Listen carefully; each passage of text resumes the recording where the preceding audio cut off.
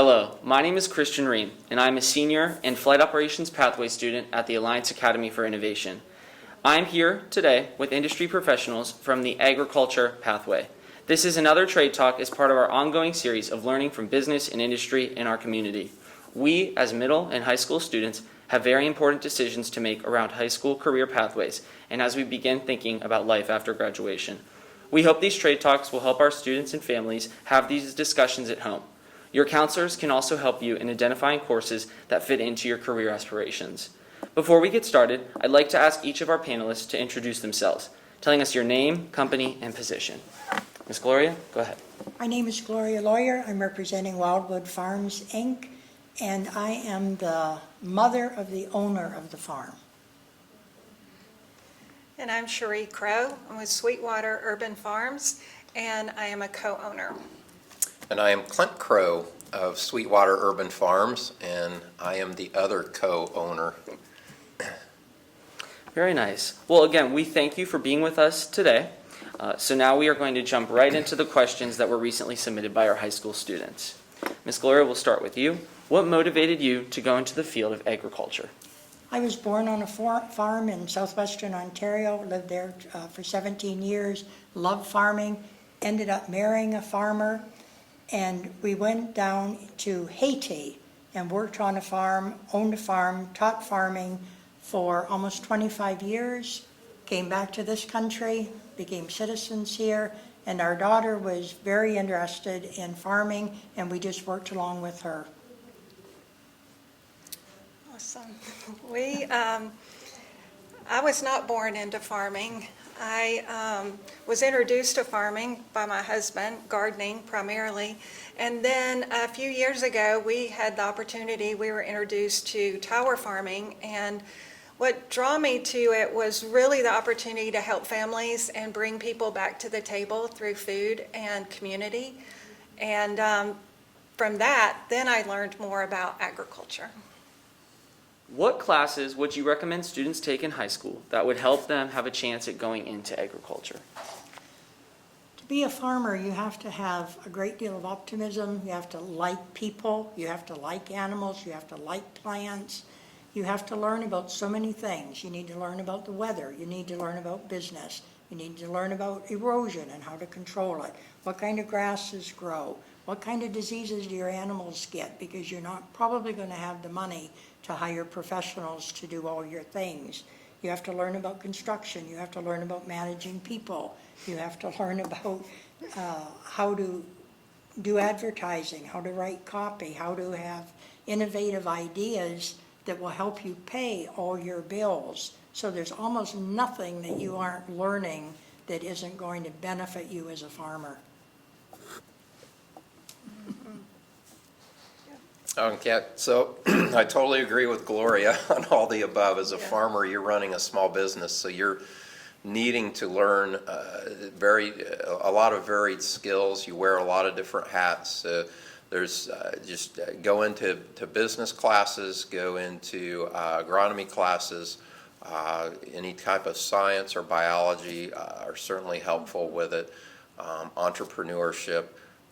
But then the basic things, writing skills, you do have to do math as well. You have to figure out, what your yields are going to be for a farm. You have to figure out how to be able to make a profit. So you need to learn a lot of those type of skills. And more today, technology is impacting everything around agriculture. And I think the population in general would really be surprised about how that's infiltrated into farming. Now we see artificial intelligence coming in that's able to determine plant growth rates, be able to look at disease structures in plants before you can notice that as a farmer. Automatic testing of water and such that feeds into the artificial intelligence, and of course things like drones and autonomous vehicles that now go around the farm and can plow a field on their own. They can go hunt down and kill weeds on their own. They can do soil samples on their own. So there's so much of the technology that comes into play And then, of course, those type of systems are feeding into the large ag business, and they're able to take that data and accumulate it, and again, just build a better infrastructure for ag. So there's a lot of different things that you need to learn as a farmer, so take a lot of different classes. If you're interested in technology, farming's still a great place to go. And describe your daily interactions with people. Do you work in groups or on your own? What jobs do you do, and how do your interactions affect your job? I'll answer as if I were Hannah, our daughter who runs the farm. She has, in the summer, she had 105 different campers that came for camp, sometimes with horses, sometimes with adventure camp. So you're dealing with the parents, the grandparents, the campers themselves. In the afternoon, she does lessons. So again, you're dealing with students starting at 5 years old, interacting with them, helping them with their fears, with their overconfidence sometimes, dealing with the parents, dealing with the people in charge of these children. You have people that are calling all the time on the telephone, wanting to know about the farm, what they can do.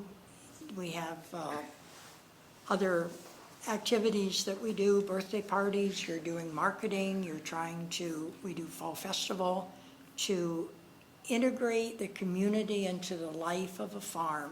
It's all about people, even though you have animals, you have the land itself, but farming many times is all about people. Yep, I totally agree. Most of the work that we do is in our greenhouse, and a lot of that is we do with just a few people. But we work a lot with volunteers, which requires bringing people in and training them, and they may be there for a few days or a few weeks. And also dealing with the public. We work with the public a lot also, and that might be from customer support, helping them grow. One of our big objectives is to help other people learn how to garden and learn how to grow food for themselves. And so from that perspective, we're working with a plethora of different types of age groups, demographics, geographics, and but the biggest thing that we do is really one-on-one in our greenhouse, whether we're growing the food or we're helping people learn how to grow food. Very nice. Anything to add? And what skills do students need to have to do your job? What do they need to be good at? What sort of education beyond high school do they need to have for this job? Again, because of the type of people we encounter at Wildwood Farms, your first and foremost thing is you need to be optimistic. You need to be kind. You need to have patience, because when you're dealing with the public, when you're dealing with children, when you're dealing with special needs people, you're dealing with all kinds of people, you have to be patient and kind with them first and foremost. You also need to have a wide background of knowledge, general knowledge. And you have to be good with animals and be kind to your animals, because we believe that happy animals are healthy animals, and you don't want them sick, you don't want them broken down, because again, it's so expensive if they are sick. But your people skills, and you have to be able to, again, cope with all your volunteers, and Hannah does a lot of volunteer people that come. And you have to be able to motivate people to work and to take ownership, even though it's not their place, but they feel like they have a partial ownership in it. I would say as well, you have to have a sense of curiosity because you're never going to stop learning as a farmer.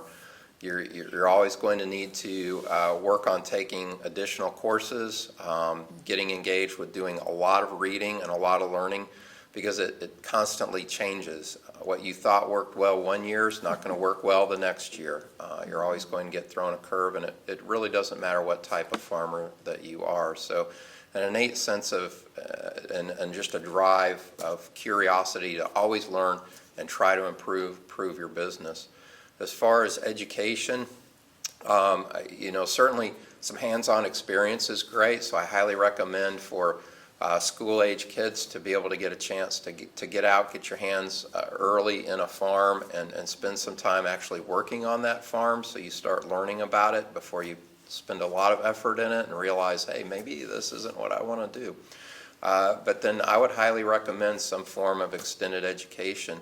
We're working with both Purdue University and University of Georgia on a couple of technology projects, and you just realize the type of immersion that goes on in those communities around the work that they're doing in the ag industry, and it would be great to get engaged, create those connections, create those networks, because those are going to help you down the road as you become a farmer, to be able to go back into those networks and gain some more information, because you just aren't going to have all the answers in this business. Well, I know our conversation was quick, but on behalf of myself and all CTA students in Forsyth County, I thank you for your valuable advice in helping middle school students decide what high school pathway they're going to pursue. Thank you. Thank you. Thank you. you.